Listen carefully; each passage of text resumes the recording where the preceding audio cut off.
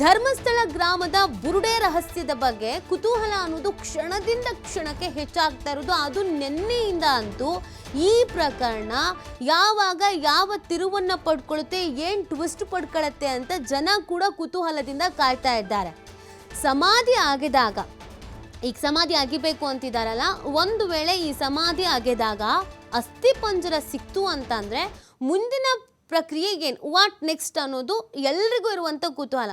ಒಂದು ವೇಳೆ ಅಸ್ಥಿ ಪಂಜರ ಸಿಕ್ತು ಅಂದರೆ ಏನಪ್ಪ, ಏನು ಮಾಡಿಬಿಡ್ತಾರಪ್ಪ ಅಂತ. ಅಸ್ಥಿ ಪಂಜರ ಸಿಕ್ಕಿದ್ರೆ ಮುಂದಿನ ಕಾನೂನು ಪ್ರಕ್ರಿಯೆಗಳು ಹೇಗೆ ಸಾಗತ್ತೆ? ಅಸ್ಥಿ ಪಂಜರ ಸಿಕ್ಕಿದ ಸ್ಥಳವನ್ನು ಸಂರಕ್ಷಿಸಿ ಸುತ್ತಲೂ ಭದ್ರತೆಯನ್ನು ವಹಿಸ್ತಾರೆ. ಮೊದಲಿಗೆ ವಸ್ತುಗಳು, ಬಟ್ಟೆಗಳು ಸೇರಿ ಯಾವುದೇ ರೀತಿಯಾದಂಥ ಸಾಕ್ಷ್ಯ ಸಿಕ್ಕಿದ್ರೂ ಕೂಡ ಅದನ್ನು ಸಂಗ್ರಹಿಸ್ತಾರೆ. ಅಲ್ಲಿ ಒಂದು ವೇಳೆ ಹೆಣವನ್ನು ಹೂತೆ ಹಾಕಿದ್ರೆ ಏನಾದರೂ ಒಂದು ಸಿಕ್ಕೇ ಸಿಗುತ್ತಲ್ಲ ಸಾಕ್ಷಿಗಳು. ಸೊ ಆ ಸಾಕ್ಷಿ ಏನೇ ಸಿಕ್ಕಿದ್ರೂ ಅದನ್ನ ವಶಕ್ಕೆ ಪಡ್ಕೊಳ್ತಾರೆ, ಸಂಗ್ರಹ ಮಾಡ್ಕೊಳ್ತಾರೆ. ಮತ್ತು ಅಲ್ಲಿನ ಭೂಮಿಯ ಮಾದರಿ, ಮಣ್ಣು ಸೇರಿ ಫುಟ್ ಪ್ರಿಂಟ್ ಕೂಡ ವಿಶ್ಲೇಷಣೆ ಮಾಡ್ತಾರೆ. ಆ ಭೂಮಿಯ ಭಾಗ ಏನಿರುತ್ತೆ, ಮಣ್ಣೇನಿರುತ್ತೆ ಅದನ್ನು ಕೂಡ ಕಲೆಕ್ಟ್ ಮಾಡ್ಕೊಳ್ತಾರೆ. ಅಸ್ಥಿ ಪಂಜರ ಸಿಕ್ಕರೆ ಅದನ್ನು ಸಂಗ್ರಹಿಸಿ DNA ಸಂಗ್ರಹ ಮಾಡ್ತಾರೆ. DNA ಸಂಗ್ರಹ ಮಾಡ್ಕೊಳ್ಬಹುದು. ಆ DNA ಸಂಗ್ರಹವನ್ನು ಮಾಡ್ತಾರೆ ಅಸ್ಥಿ ಪಂಜರ ಸಿಕ್ಕಿದ್ರೆ. ಆ ನಂತರ ಮಿಸ್ಸಿಂಗ್ ಡಾಟಾದ ಜೊತೆಗೆ DNA ಮ್ಯಾಚಿಂಗ್ ಪ್ರಕ್ರಿಯೆನ ಮಾಡ್ತಾರೆ. ಈ ಹಿಂದೆ ಪ್ರಕರಣಗಳು ದಾಖಲಾಗಿದ್ರೆ, ಈಗ ಆಲ್ರೆಡಿ ಒಂದಷ್ಟು ಕೆಲವು ಜನ ಹೇಳ್ತಾ ಇದ್ರು, ಒಂದಿಬ್ರು ಬಂದಿದ್ದಾರೆ ಮುಂದಕ್ಕೆ, ನಮ್ಮ ಮಗಳು ಕಾಣೆ ಆಗಿದ್ಲು, ಆಗ ಕಾಣೆ ಆಗಿದ್ಲು, ಇಲ್ಲಿವರೆಗೂ ಮಾಹಿತಿ ಇಲ್ಲ, ದಯವಿಟ್ಟು ಹುಡುಕಿ ಕೊಡಿ ಅಂತ ಒಬ್ರು ಲೇಡಿ ಕೂಡ ಬಂದಿದ್ರು. ಆ ಥರ ಯಾರಾದರೂ 1995ರಿಂದ 2014ರವರೆಗೆ ಯಾರ್ಯಾರು ಮಿಸ್ಸಿಂಗ್ ಕೇಸಸನ್ನು ದಾಖಲು ಮಾಡಿದ್ರು, ಆ ಮಿಸ್ಸಿಂಗ್ ಕೇಸಸ್ ಜೊತೆಗೆ ಇದನ್ನು ಮ್ಯಾಚಿಂಗ್ ಮಾಡ್ತಾರೆ. ಆಗ ನನ್ನ ಮಗಳು 22 ವರ್ಷದವಳು ಕಾಣೆ ಆಗಿದ್ದಾಳೆ, ನನ್ನ ಮಗ 25 ವರ್ಷದವನು ಕಾಣೆ ಆಗಿದ್ದಾನೆ ಅಂತೇನಾದ್ರು ಬಂದಿತ್ತು ಅಂತಂದರೆ ಈ ಅಸ್ಥಿಪಂಜರನ FS ಕಳಿಸಿರ್ತಾರಲ್ಲ, ಅದರಲ್ಲೇ ಗೊತ್ತಾಗತ್ತೆ ಅದು ಏಜ್ ಎಷ್ಟು, ಏನು, ಹೆಣ್ಣ ಗಂಡ ಅಂತೆಲ್ಲನೂ. ಅದನ್ನು ನೋಡಿಕೊಂಡು ಆ ಮಿಸ್ಸಿಂಗನ್ನು ಕೂಡ ಮ್ಯಾಚಿಂಗ್ ಮಾಡಿ ನೋಡ್ತಾರೆ, DNA ಟೆಸ್ಟ್ ಮಾಡ್ತಾರೆ. ಆಗ ಸತ್ಯಗಳು ಗೊತ್ತಾಗತ್ತೆ. ಈ ಬಗ್ಗೆ ಮತ್ತಷ್ಟು ಮಾಹಿತಿಯನ್ನು ನೀಡ್ತಾರೆ ನಮ್ಮ ಪ್ರತಿನಿಧಿ ಆದಿತ್ಯ. ಲೈವ್ನಲ್ಲಿ ಜಾಯಿನ್ ಆಗ್ತಾ ಇದ್ದಾರೆ. ಆದಿತ್ಯ, ಇವತ್ತು ಬಹುತೇಕವಾಗಿ ಉತ್ಖನನ ಮಾಡಬಹುದಾದ ಸಾಧ್ಯತೆ ಇದೆ ಅನ್ನೋದನ್ನು ನೀವು ವರದಿ ಕೊಡ್ತಾ ಇದ್ರಿ. ಸದ್ಯ ಅಲ್ಲಿನ ಸಿಚುವೇಶನ್ ಯಾವ ರೀತಿ ಆಗಿದೆ? SIT ಕಚೇರಿಯಿಂದ ಹೊರಟಿದ್ದಾರಾ, ಅಥವಾ ಎಷ್ಟೊತ್ತಿಗೆ ಹೊರಡ್ತಾರೆ, ಅಥವಾ ಇವತ್ತು ಮೊದಲಿಗೆ ಉತ್ಖನನ ಮಾಡ್ತಾರಾ, ಅಥವಾ ಇನ್ನುಳಿದ ಸ್ಥಳ ಮಹಜರು ಮಾಡ್ತಾರಾ? ಸ್ಥಳ ಮಹಜರು ಪ್ಲೇಸಸ್ನಲ್ಲಿ ಏನಾದ್ರು ಭದ್ರತೆಯನ್ನು ಏನಾದರೂ ಮಾಡ್ಕೊಂಡಿದ್ದಾರಾ? ಏನು ಪ್ಲಾನಿಂಗ್ ಆಗ್ತಾ ಇದೆ ಆದಿತ್ಯ? ಸದ್ಯಕ್ಕೆ ಮೂಮೆಂಟ್ ಏನಿದೆ?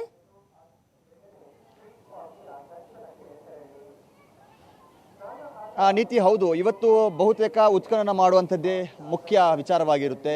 ಸ್ಥಳ ಮಹಜರು ಅಥವಾ ಏನು ಹೂತಿಟ್ಟ ಶವಗಳನ್ನು ಮಾರ್ಕ್ ಮಾಡುವಂಥ ಪ್ರಕ್ರಿಯೆಗಳು ಬಹುತೇಕ ನಿನ್ನೆ ಮುಗಿದಿದೆ. ಒಂದೆರಡು ಜಾಗ ಅಂದರೆ ಅಧಿಕಾರಿಗಳು ಅಂದುಕೊಂಡಿದ್ದಂಥ ಒಂದು 2 ಜಾಗಗಳನ್ನು ಬಿಟ್ಟರೆ 13 ಜಾಗಗಳನ್ನು ಮಾರ್ಕ್ ಮಾಡಲಾಗಿದೆ. ಸೊ ಇವತ್ತು ಪುತ್ತೂರು AC ಸ್ಟೆಲಾ ವರ್ಗೀಸ್ ಅವರ ನೇತೃತ್ವದಲ್ಲಿ ಅದರ ಉತ್ಖನನದ ಪ್ರೊಸೆಸ್, ಡಿಗ್ಗಿಂಗ್ ಸ್ಟಾರ್ಟ್ ಆಗುತ್ತೆ. ಸಮಾಧಿಯನ್ನು ಅಗೆಯುವಂಥ ಪ್ರೊಸೆಸ್ ಇನ್ನೇನು ಕ್ಷಣಗಣನೆ ಅನ್ನುವಂಥದ್ದು ಕೂಡ ಇದಕ್ಕೆ ಆರಂಭವಾಗಿದೆ ಅಂತ ಹೇಳ್ತಾ ಹೋಗ್ಬೋದು. ಈಗಾಗಲೇ ಇದಕ್ಕೆ ಬೇಕಾದಂಥ ಪೂರ್ವ ತಯಾರಿಯನ್ನು ಅಧಿಕಾರಿಗಳು ಮಾಡ್ಕೊಂಡಿದ್ದಾರೆ. ಬೆಳ್ತಂಗಡಿಯ SIT ಕಚೇರಿ ಏನಿದೆ ಅಲ್ಲಿಗೆ ಈಗಾಗಲೇ ಮೆಡಿಕಲ್ ಆಫೀಸರ್ಸ್ ಆಗಿರ್ಬೋದು, ಸೀನ್ ಆಫ್ ಕ್ರೈಮ್ ಆಫೀಸರ್ಸ್ ಆಗಿರ್ಬೋದು, FSL ಆಗಿರ್ಬೋದು, ಇವರೆಲ್ಲರೂ ಕೂಡ ಬಂದು ತಯಾರಾಗಿರುವಂಥದ್ದು. ಸೊ ಇಲ್ಲಿಂದಲೇ ಇವತ್ತು ಆ ಒಂದು ಶವ ಹೊರತೆಗೆಯುವಂಥ ಪ್ರಕ್ರಿಯೆ ಆರಂಭವಾಗುವಂಥ ಸಾಧ್ಯತೆ ಇದೆ. ಸೊ ಈ ಜಾಗ ನಿನ್ನೆ ಆ ಒಂದು ಏನು ಅನಾಮಿಕ ವ್ಯಕ್ತಿ ಏನಿದ್ದ ಆತ ಇಲ್ಲಿಂದಲೇ ಆ ಒಂದು ಶವ ತೋರಿಸುವಂಥ ಜಾಗವನ್ನು ಆರಂಭ ಮಾಡಿದ್ದ. ಶವ ಹೊರತೆಗೆಯುವಂಥ ಪ್ರಕ್ರಿಯೆ, ಜಾಗಗಳನ್ನು ತೋರಿಸುವಂಥ ಪ್ರಕ್ರಿಯೆಯನ್ನು ಇಲ್ಲಿಂದಲೇ ಆರಂಭ ಮಾಡಿದ್ದ. ಸೊ ಇಲ್ಲಿಂದನೇ ಆತ ಕಾಡಿನ ಒಳಗೂ ಕೂಡ ಎಂಟ್ರಿಯನ್ನು ಪಡೆದಿದ್ದ. ಈ ಬೌಂಡ್ರಿಯಿಂದ, ಈ ನೇತ್ರಾವತಿ ನದಿ ಏನಿದೆ, ನದಿಯ ಈ ಭಾಗದಿಂದ ಎಂಟ್ರಿಯಾಗಿ ಈ ಸುತ್ತಳತೆಯಿಂದ ಹೋಗಿ ಇನ್ನೊಂದು ಡೆಡ್ ಎಂಡಿಗೆ ಹೋಗಿ ಅಲ್ಲಿ ನೇತ್ರಾವತಿ ಸೇತುವೆ ಬಳಿ ಹೋಗಿ ಅಲ್ಲಿ 8ನೇ ಜಾಗವನ್ನು ತೋರಿಸಿದ್ದ. ಅಂದರೆ ಇಲ್ಲಿಂದ ಸುಮಾರು ನೇತ್ರಾವತಿ ಸೇತುವೆವರೆಗೂ ಕೂಡ ಆತ 7 ಜಾಗಗಳನ್ನು ತೋರಿಸಿದ್ದ. ನೀವೇನು ದೃಶ್ಯದಲ್ಲಿ ನೋಡ್ತಾ ಇದ್ರೋ ಇದೇ ಪಾಯಿಂಟ್ನಿಂದ ನಿನ್ನೆ ಆತ ಎಂಟ್ರಿ ಕೂಡ ಆಗಿದ್ದ. ಇಲ್ಲಿಂದಲೇ ಆತ ಎಂಟ್ರಿಯನ್ನು ಕೂಡ ಪಡೆದಿರುವಂಥದ್ದು ಕಾಡಿನೊಳಗೆ. ಹಾಗಾಗಿ ಬಹುತೇಕ ಇವತ್ತು ಸಮಾಧಿ ಅಗೆಯುವಂಥ ಪ್ರಕ್ರಿಯೆ ಇಲ್ಲಿಂದನೇ ಆರಂಭವಾಗುವಂಥ ಸಾಧ್ಯತೆ ಇದೆ. ಇಲ್ಲೂ ಒಂದು ಸೀನ್ ಆಫ್ ಕ್ರೈಮ್ ಅನ್ನು ಹಾಕಿದ್ದಾರೆ. ಇಲ್ಲೂ ನಂಬರ್ 1 ಇಲ್ಲಿಂದನೇ ಸ್ಟಾರ್ಟ್ ಆಗುತ್ತೆ. ಏನು ಪೊದೆಯ ಮಾದರಿಯಲ್ಲಿ ನಮ್ಗೆ ಕಾಣಿಸ್ತಾ ಇದೆಯೋ ಕಾಡಿನ ಬಾರ್ಡ್ರಲ್ಲಿ, ಸೊ ಅಲ್ಲೇ ಒಂದು ಸೀನ್ ಆಫ್ ಕ್ರೈಮ್ ಅನ್ನು ಕೂಡ ಹಾಕಿದ್ದಾರೆ. ಸೊ ಅಲ್ಲೇ ಇವತ್ತು ಸಮಾಧಿ ಅಗೆಯುವಂಥ ಒಂದು ಪ್ರಕ್ರಿಯೆ ಆರಂಭವಾಗುತ್ತೆ. ಸೊ ಈಗ ಅದಕ್ಕೆ ಸಂಬಂಧಪಟ್ಟ ಹಾಗೆ ಅದಕ್ಕೆ ಬಟ್ಟೆ ಬರೆ ಏನು ಭದ್ರತೆಯನ್ನೆಲ್ಲ ಒದಗಿಸಿದ್ದಾರೆ. ಇನ್ನು ಅಗಿಯುವಂಥ ಪ್ರೊಸೆಸ್ ಯಾವ ಥರ ಆಗುತ್ತೆ ಅಂತ ನೋಡೋದಾದರೆ, ಸೊ ಅಲ್ಲಿ ಅಗಿಯುವಂಥ ಹೊತ್ತಿನಲ್ಲಿ ಯಾವುದಾದ್ರೂ ವಸ್ತುಗಳು ಸಿಕ್ಕಿದ್ರೆ ಅಥವಾ ಬಟ್ಟೆಗಳು ಸಿಕ್ಕಿದ್ರೆ, ಯಾವುದೇ ರೀತಿಯ ಸಾಕ್ಷ್ಯ ಆಗಿರ್ಬೋದು, ಆ ಹೆಣ ಹೂತು ಹಾಕುವಾಗ ಅದರಲ್ಲಿ ಯಾವುದೇ ರೀತಿಯ ಆರ್ನಮೆಂಟ್ಸ್ ಇದ್ದರೆ, ಅವರ ಕೈಯಲ್ಲಿರುವಂಥ ಬಳೆ ಅಥವಾ ಖಡ್ಗ, ಕಾಲಿನಲ್ಲಿರುವಂಥ ಉಂಗುರ, ಈ ಥರ ಬೇರೆ ಬೇರೆ ಮಾದರಿಯದ್ದು ಆತ ಹೇಳಿರುವಂಥ ಆರೋಪದಲ್ಲಿ ಇರುವಂಥ ಸಾಧ್ಯತೆ ಇದೆ. ಹಾಗಾಗಿ ಅಲ್ಲಿ ಬಟ್ಟೆಗಳು ಸಿಗುವಂಥ ಸಾಧ್ಯತೆ ಕೂಡ ಇದೆ ಸಮಾಧಿಯ ಒಳಗಡೆ. ಸೊ ಅದನ್ನು ಸಂಗ್ರಹ ಮಾಡ್ತಾರೆ ಮತ್ತು ಭೂಮಿಯ ಮಾದರಿಯನ್ನು ಸಂಗ್ರಹ ಮಾಡ್ತಾರೆ. ಮಣ್ಣಿನ ಮಾದರಿ ಯಾವ ತರ ಇದೆ ಅದು FSL ಸಂಗ್ರಹ ಮಾಡುತ್ತೆ ಮತ್ತು ಫುಟ್ ಪ್ರಿಂಟ್ ಏನಾದರೂ ಇದೆಯಾ ಅನ್ನುವಂತಹ ರೀತಿಯಲ್ಲಿ ಅದನ್ನ ಕೂಡ ಪಡೆಯುವಂತ ಸಾಧ್ಯತೆ ಇದೆ. ಸೊ ಇವತ್ತು ಸಿಕ್ಕಂತ ಸಂದರ್ಭದಲ್ಲಿ ಇದು AC ಅವರ ನೇತೃತ್ವದಲ್ಲಿ ನಡೆಯುತ್ತೆ. ಆ ಸಂದರ್ಭದಲ್ಲಿ ಒಂದು ಫಾರೆನ್ಸಿಕ್ ವಿಶ್ಲೇಷಣೆ ಅನ್ನುವಂಥದ್ದಲ್ಲಿ ಆರಂಭವಾಗುತ್ತೆ. ಒಂದು ಅಂದಾಜನ್ನು ಅವರು ಮಾಡೋದಕ್ಕೆ ಶುರು ಮಾಡ್ತಾರೆ.